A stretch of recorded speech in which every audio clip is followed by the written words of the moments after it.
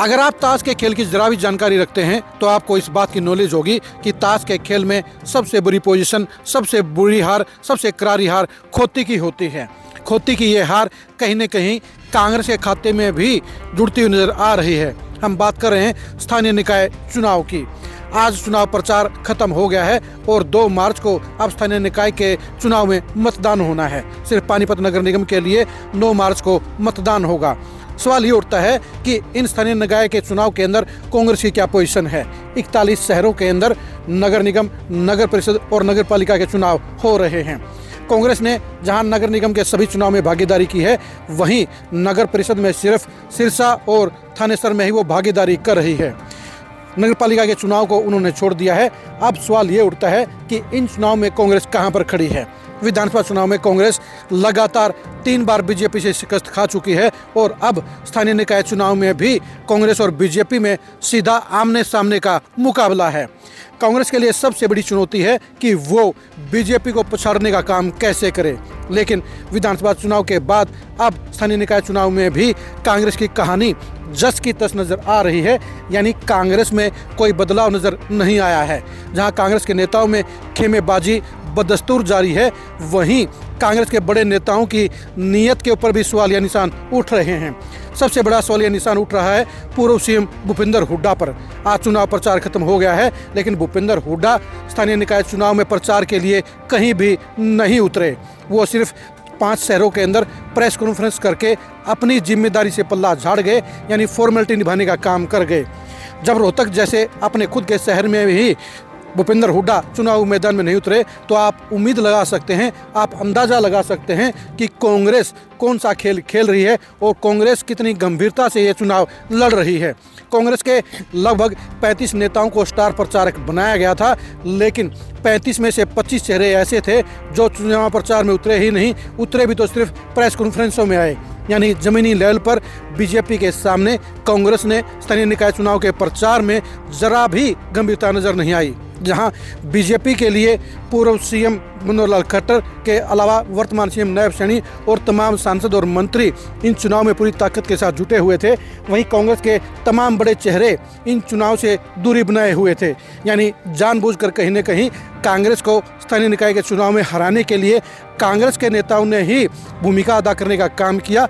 कांग्रेस के नेताओं ने टूरिज्म पॉलिटिक्स भी जमकर करने का काम किया और टूरिज्म पॉलिटिक्स सबसे ज़्यादा की दीपेंद्र हुड्डा ने। दीपेंद्र हुड्डा एक दिन के लिए फरीदाबाद गए, दीपेंद्र हुड्डा एक दिन के लिए गुड़गांव गए, दीपेंद्र हुड्डा एक दिन के लिए सोनीपत में गए और दीपेंद्र हुड्डा रोहतक में भी महज 2.5 दिन ही चुनाव प्रचार करने के लिए आए।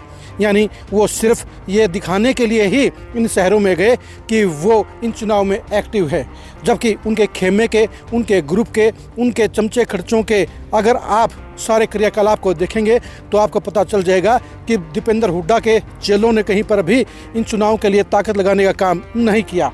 यानी दीपेंद्र हुड्डा ने भी सिर्फ मुंह दिखाई की रस्म अदा करने का काम किया और मुंह दिखाई के बलबूते पर कोई भी पार्टी कोई भी चुनाव नहीं जीत सकती है।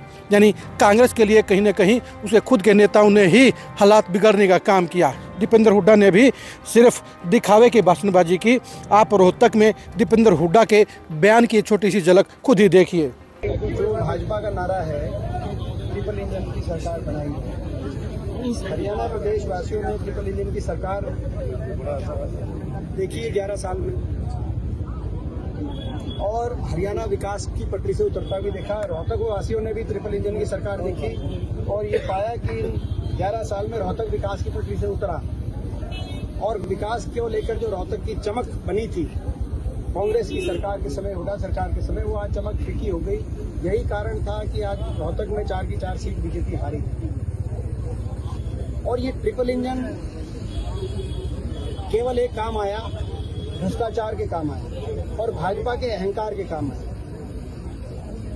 एक इंजन ने लूटा तो बाकी दो इंजनों ने उसको संरक्षण देने का काम किया। जैसे हरियाणा में, जैसे रोहतक में हर निगम में घोटाले हुए। हर निगम, फरीदाबाद निगम में 300 करोड़ का घोटाला हुआ, रोहतक के निगम में 325 करोड़ रुपए का घोटाला हुआ, अमृत योजना घोटाला। जो अरविंद शर्मा जी जो पूर्व सांसद थे, उन्होंने भी कहा, जो मौजूदा मंत्री, कि रोहतक के उन्होंने पूर्व में इशारों में पूर्व मंत्री और कई लोगों पे आरोप लगाए कि अमृत घोटाला में के जो राशि थी वो जो रोहतक की सफाई की राशि थी वो खुद साफ कर दे, मगर इंक्वायरी तक नहीं हुई। यानी कि एक इंजन लूटता था, बाकी इंजन उसको संरक्षण देने का काम करते थे। और इसीलिए हमने जनता के बीच में ये अपील करी है कि विपक्ष का एक इंजन बनाए, 2 इंजन इनके हैं दिल्ली चंडीगढ़ में, जो करना वो करेंगे, लेकिन एक इंजन विपक्ष को मिले ताकि इनके भ्रष्टाचार पे लगाम लगाई जा सके, निगरानी रखी जा सके, लोगों के काम आ सके, लोगों की सुनवाई हो सके। अगर कोई ये गलत काम करे तो कम से कम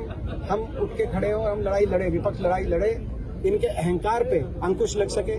और जो ये वायदा खिलाफी करे, बहुत झूठी पार्टी है भारतीय जनता पार्टी, बहुत झूठी पार्टी कि जो वायदा खिलाफी कर रहे हैं, जो चुनाव जीतने के लिए इन्होंने बहुत कुछ किया था, लेकिन चुनाव जीतने के बाद भारतीय जनता पार्टी ने उन वायदों को के विपरीत काम किया। आपने देखा, इन्होंने कहा था कि कौशल निगम के कर्मचारी पक्के करेंगे, पक्के तो दूर की बात है, कौशल निगम के कर्मचारी निकालने लग रहे हैं। बीजेपी ने कहा था सफाई कर्मचारी पक्के करेंगे, सफाई कर्मचारी को पक्के करने के दूर की बात है, सफाई कर्मचारियों की तनख्वाह नहीं आई कई महीनों से। बीजेपी ने कहा था, हरियाणा के 3/4 लोगों को पीले कार्ड बनवा दिए थे चुनाव जीतने के लिए, और अब चुनाव के बाद वो पीले कार्ड कटवाने लग रही है बीजेपी।